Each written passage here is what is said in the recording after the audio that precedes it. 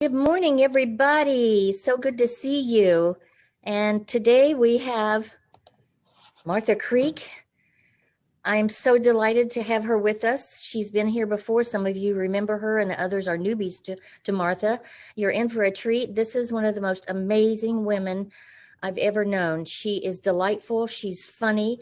She's down to earth and so loving. And she's been such a help to so many in the unity movement as she travels, did travel 90% of her time around the country, healing conflicts in churches and within human beings. So we ministers have benefited by her as much as the rest of you. So I just love this woman. I adore her. And you are in for a treat today. So Martha, take it away. Thank you very much. All blessings to you. And thank you, Reverend Sheila, for those words and for your own reflection and your gratitude for it. And I'm called to serve those who serve. So I believe if you're hearing this live or in the future at any time, that you too are aware of a calling that you have to be and express here on the earth things that are extraordinary, things that are radical, things that are in higher consciousness. So it's no little thing that somebody, some of us, even a small group of committed people have made all the change that's ever been made in the whole world. So if you're here today listening to this and participating in any way, you also have been equipped and called, I believe, to be an extraordinary leader in extraordinary times and in extraordinary ways, particularly when it doesn't make sense to, particularly when we're afraid or triggered or concerned or worried or fed up or put out or exhausted. My favorite part of being a human being and of human beings is our ability to innovate, to say, okay, there is loss, there is grief, there is trouble on the border here, there is trouble here, and what can we do from here? What will we do? What can I do? How can I be a contributor to what I want to see and be and express? What is it I can do? So I tease in Unity churches and many New Thought churches, and today I heard it in another environment, in a more ecumenical setting, the song that's old and as some of us, older than a few of us, called "Let There Be Peace on Earth."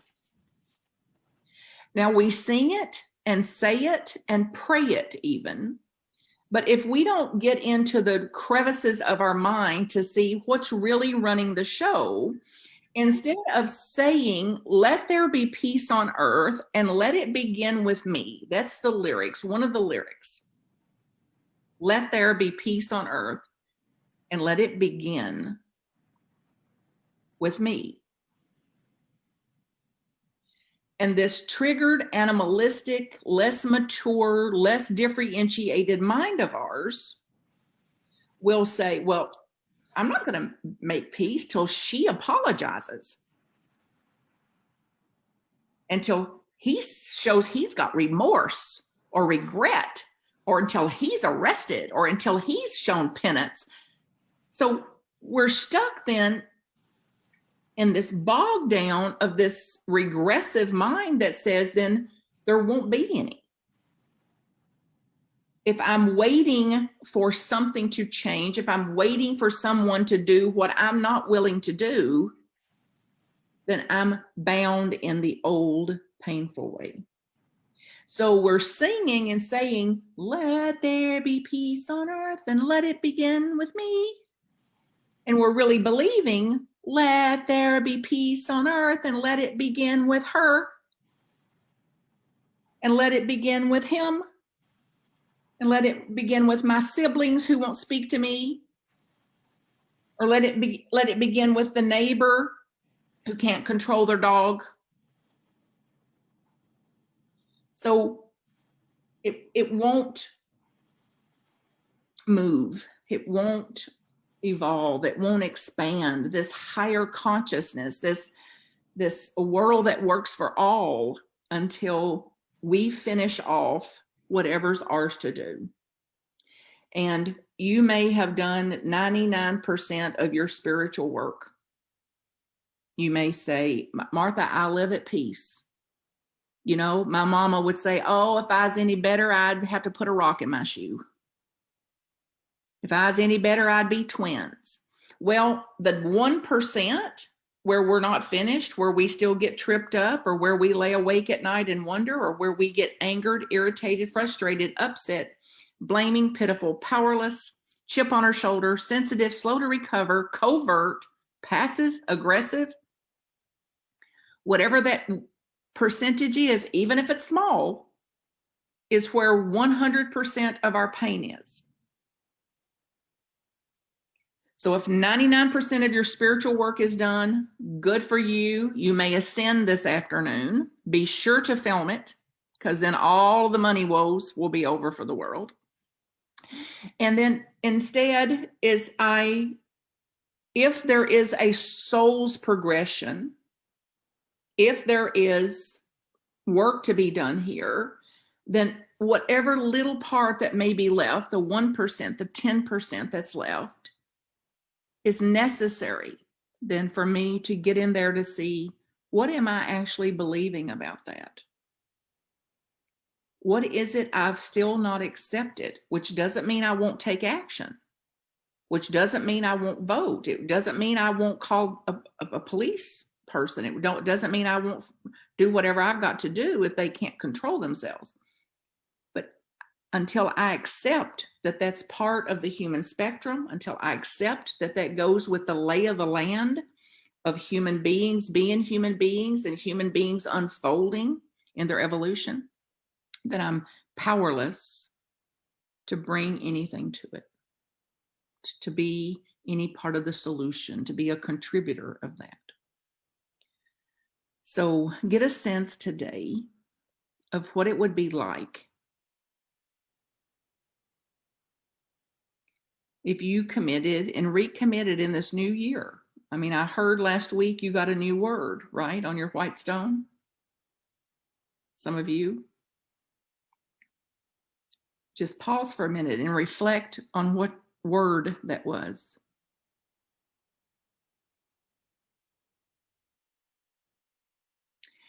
And how I'm going to apply it in situation after situation and after situation. So it doesn't go on the altar, then I refer to it when I dust, but it goes on the altar, but it stays in the altar of my mind. It stays in the altar of my heart that says, now, wait a minute, in this situation that's getting a little boogery here, who would I be if I present as that word? Calmer, resilient, in the flow, resourceful, visionary, harmonious, harmony, gratitude, joy. So, whoa, you mean even when there's loss and grief, I've got to be in gratitude? It's like, no, you don't have to be. And you will continue to suffer until you do. That says, I have grief, of course. There's loss. I also have, even in the grief, I'm going to have gratitude also.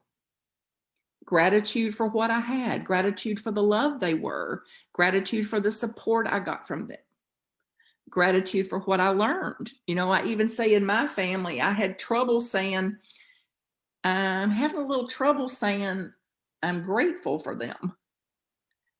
And then I had to start with, well, they either taught me how to do it or they taught me how not to do it. Their way was not my way.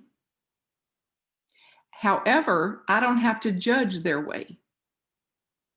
And that's the mastery. That's the mastery of living in a higher consciousness, is to see how can I stay in what's right for me and not make someone else wrong. How can I be right and live from rightness, live righteously without displacing that and falsely expecting someone else to think like I do or behave like I do or to live like I do. And then it says, well, there's ever how many million of us are here. We are in a full spectrum of that humanness. And if anybody ever thinks like I do, it'll be for a minute. And then they'll be right back to thinking the way they think. And if they ever do something the way I do it, it'll be a nature unfolding. But if I get dependent on them doing it the way I do it, then I won't ever, ever be able to be liberated, to be free to live in relation to life on life's terms and not dependent on getting my way. And I've studied and followed Abraham Lincoln for several years as a leader, as a differentiated leader. How he didn't surround himself with people that would nod and agree with him, that would question him, even challenge him, because it kept him thinking, it kept him innovating, it kept him resourcing, learning, and from a place of a differentiated leader. He was also a leader that knew a level of grief that many wouldn't know.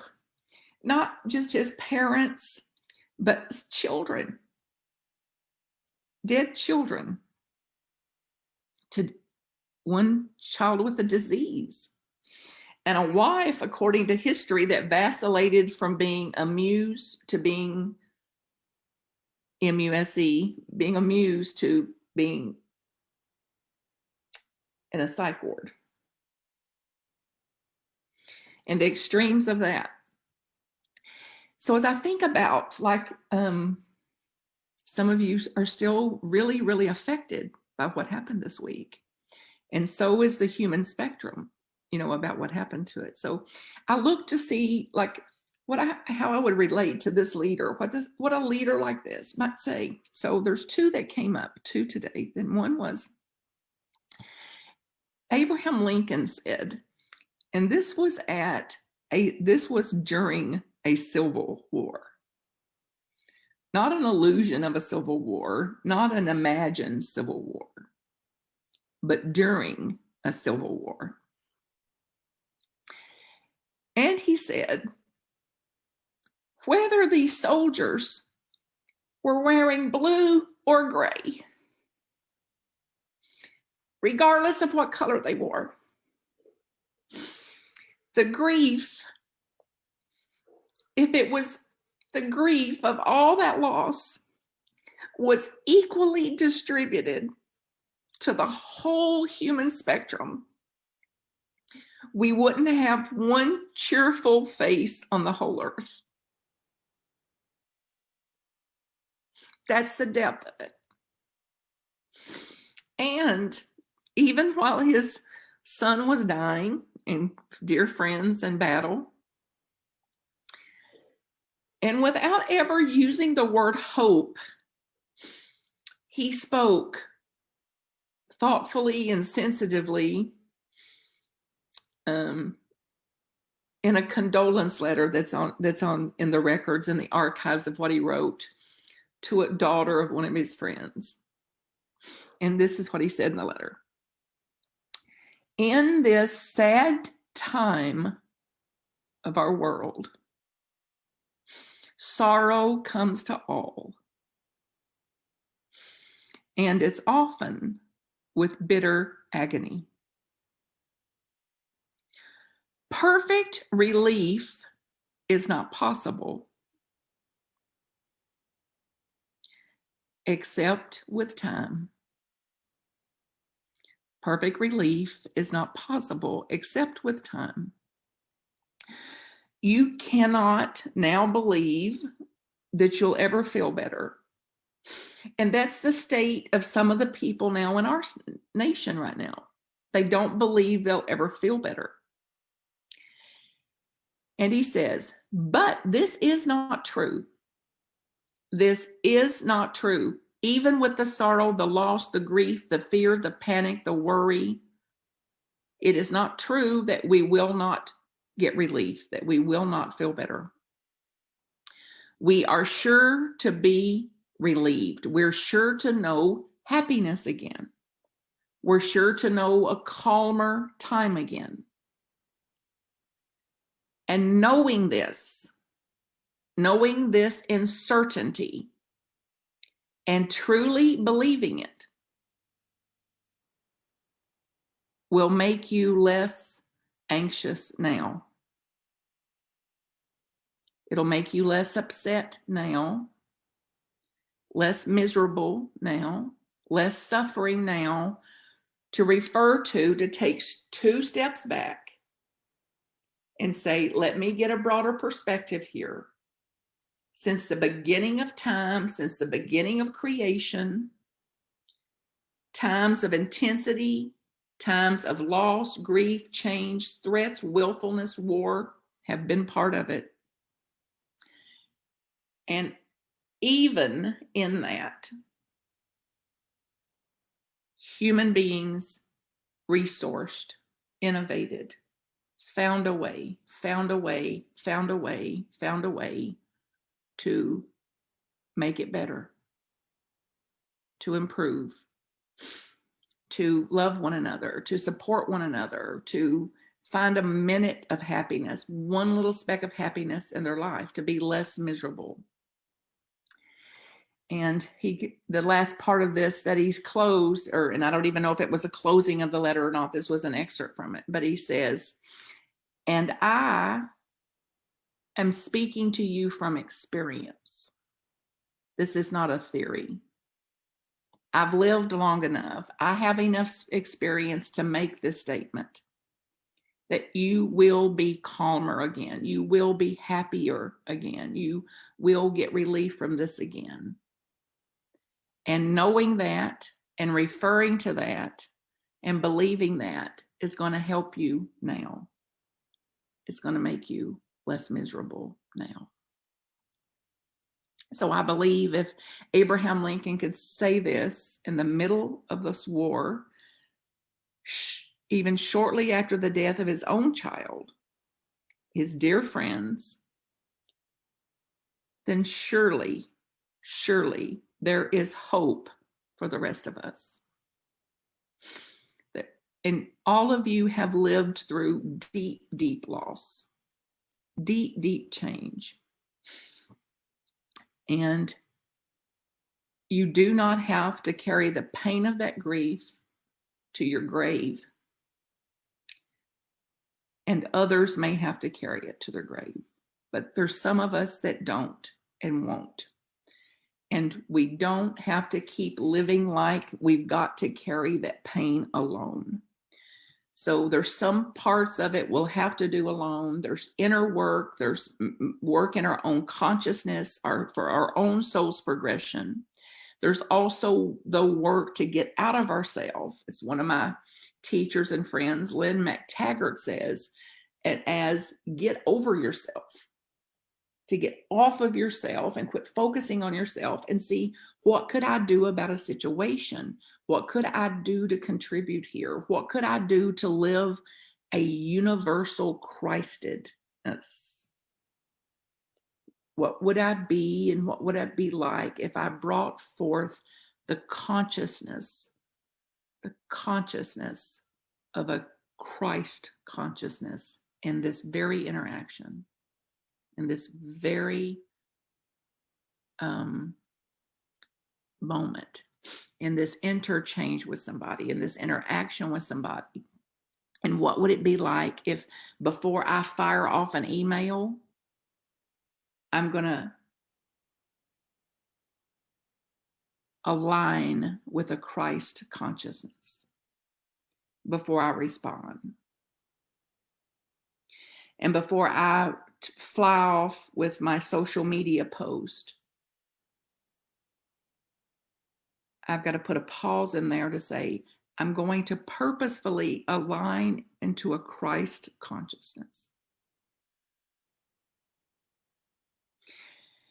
And then to remember and to stay awake to that every prayer matters. Praying matters. The way I pray, how I pray, what I say, the power of the word matters. So every single thing I'm doing is contributing to more anxiety, more stress, like throwing fuel on a fire, or I'm contributing with clearer thinking, calmer mind, spacious heart. So which is it going to be? And oh, the allure to be mad. Oh, the temptation of the mind to be affronted again, to be offended. And even though we say we don't like drama, it ain't so. It is not so, because we're still getting high off of that. The mind expresses the same chemicals when we get affronted and offended as narcotics. So being affronted and offended is our own narcotic until we see, wait a minute, I can circuit break that at times. I can put a pause in there and consciously choose. So I'm less likely to end up in my own group hurting mentality. I'm less likely to be brainwashed into a place I don't want to be, or to join something that's not true for me. So if there's free will, and that's another topic and another workshop maybe, if there's free will, then what will am I extending? If there's free will, then what choice will I make in this interaction? What choice will I make in this situation that I'm in? And knowing that I'm causative, I'm generating something, I'm causative, I'm a creator, I'm a co-creator with life, then whatever I'm going to do is going to be causative. This is good news. So then, what shall you cause? What will you be the cause of? And what cause will you say at the end of your life, on your deathbed, as you reflect, glad I did. Glad I did. Because we're either going to be glad I did or wish I had. And today, we get to decide about that. And some of you probably heard it before. If you followed along with me, it's like, okay, if we're at the end of our life and there's our gravestone, and in here it says it, here lies Martha Creek. She was drama, drama, drama. Here lies Martha Creek. She was mad most of the time. Here lies Martha Creek. She had issues.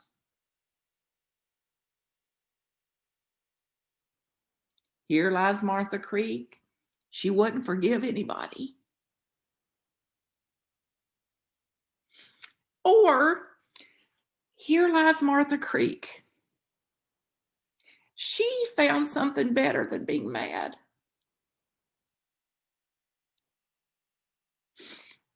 Here lies Martha Creek. She had ideas. Here lies Martha Creek. Instead of the drama, drama, drama, she had dreams and went toward them. She had dreams for a different way to be and went toward the dream. So what would your headstone say? And more gospel this morning. You're writing it. You're writing what's going to go on your headstone. You get to decide. And it starts again today. So regardless of what we've done, regardless of how much work we've done, regardless of how much of our spiritual work is done, whatever's left of us is how we can continue to make a life something we look back on and go, yay, proud of that. I worked for that. I was conscious in that. I had to make some tougher, bigger choices here and there. And really, really, really glad I did. So think about this morning as we integrate something you've heard. If you could give your heart a space to just feel whatever it's feeling,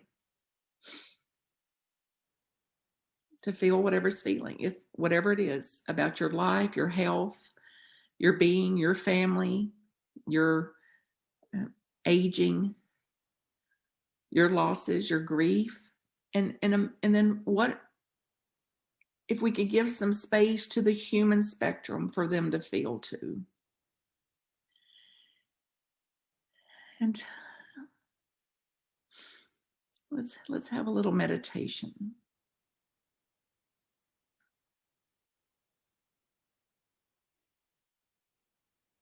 A big deep breath.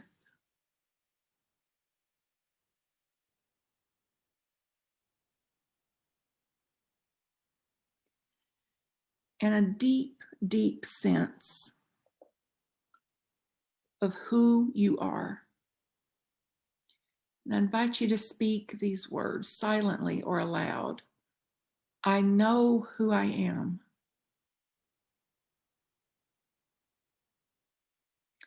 I know what I am.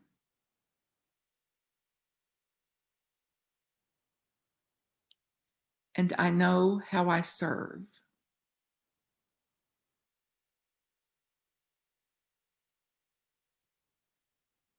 God is.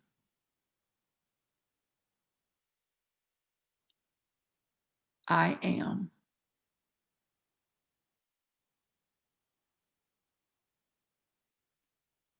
I think that way.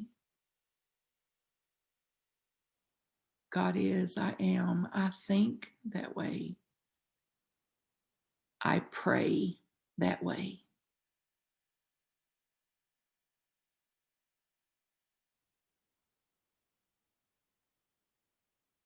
I create that way. I cause that way. God is, I am. I think like that. I pray like that. I create like that. Another big deep breath.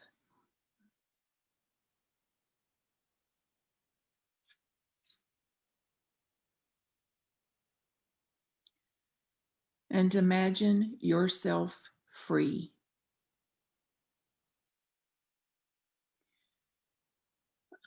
Unaffected by images, unaffected by illusion, unaffected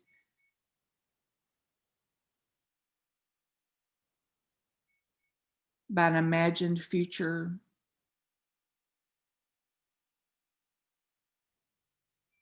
aligned, at one with, and atoned by the living, loving spirit of what created you.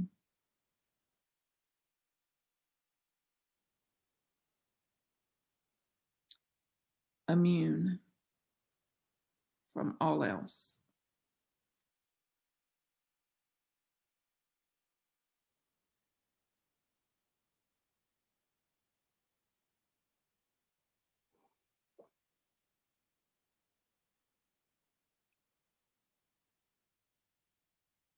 And get a sense of an expanding compassion through your heart, through the energy of your heart, a compassion that includes you,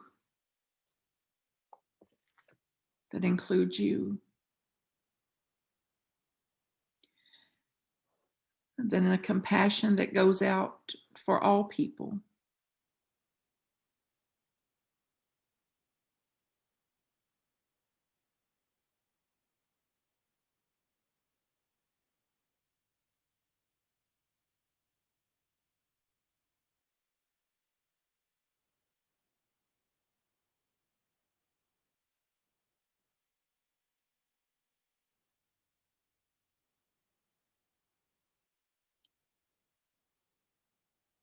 Be still.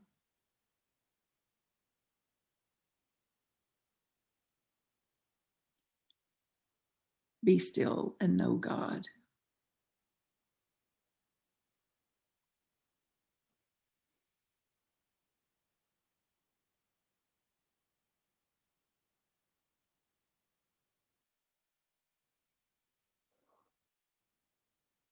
Reverend Sheila, you want to play the song, honey? Invite you to just stay real present, even keep your eyes closed if you want to. Let the lyrics here reach out to humanity through our own heart, that we give ourselves space to feel what we feel. We give the human spectrum the space to feel what it feels.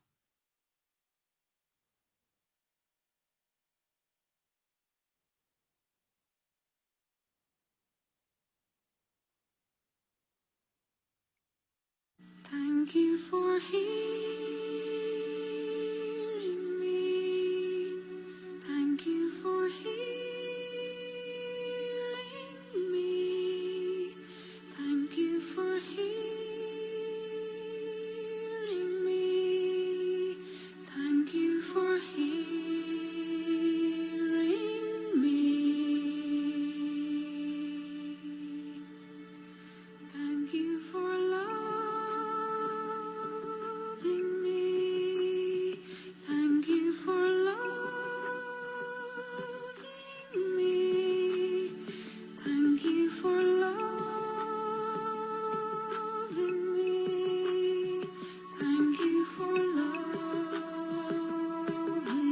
me. Thank you for seeing me. Thank you for seeing me. Thank you for seeing me. Thank you for seeing me. And for not leaving me, and for not leaving me, and for not leaving me, and for not leaving me. Thank you for staying with me. Thank you for staying with me.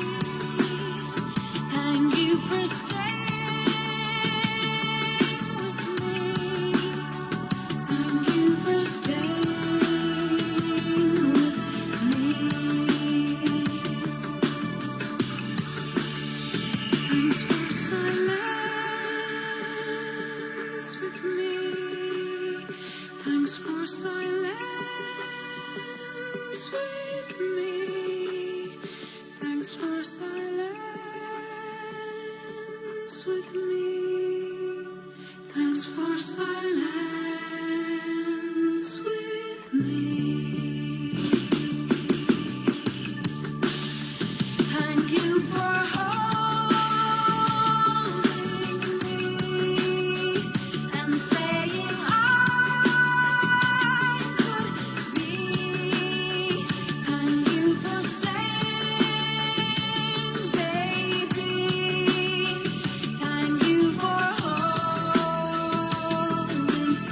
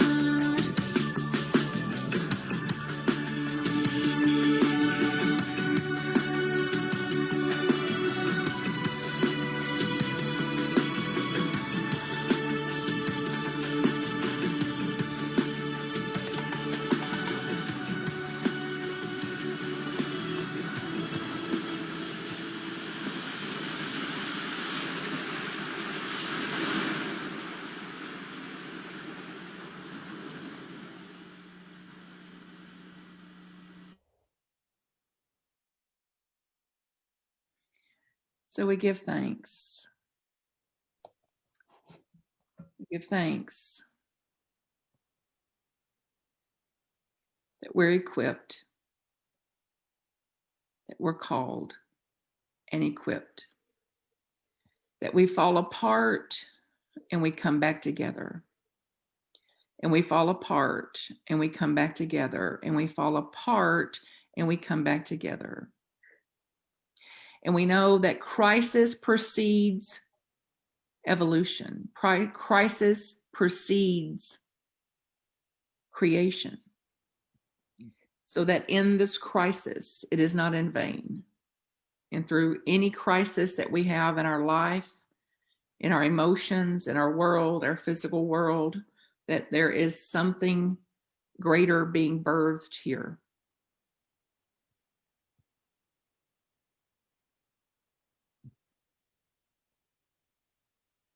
So we step back today,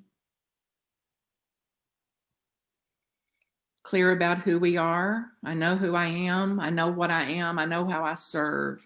Clear about our own powers, our innate powers, our inherent power.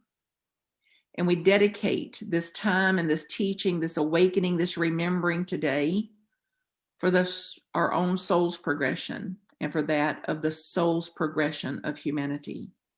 That there is gratitude for awakening in humanity this very now, this very moment. And we begin again. We begin again. And so it is. Amen. Thank you so much, Martha, for the inspiration, your words, your heart, and for that beautiful song that just sealed it all together. So before we let go of the Facebook Live people, I wondered if they can't see the chat. And I know that you put some information over there on upcoming workshops. Could you speak to that for a moment? I will. MarthaCreek.com to contact me if there's any way in the world I can serve you in any way.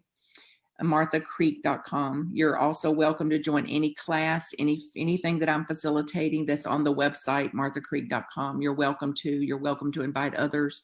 Anybody suffering, anybody that's willing to WORK at creating another way for self-realization, for higher consciousness. You're welcome. Yeah. Okay, great. MarthaCreek.com. So, for those in Facebook land, I'm going to leave you on for just a moment just to announce that we're going into our Zoom cafe right now, and I'm going to take Facebook Live down. So if you'd like to join us on cafe, you know where to find the link on our website, unityofstockton.org. So join us on cafe and see more of what Martha has to say. All right.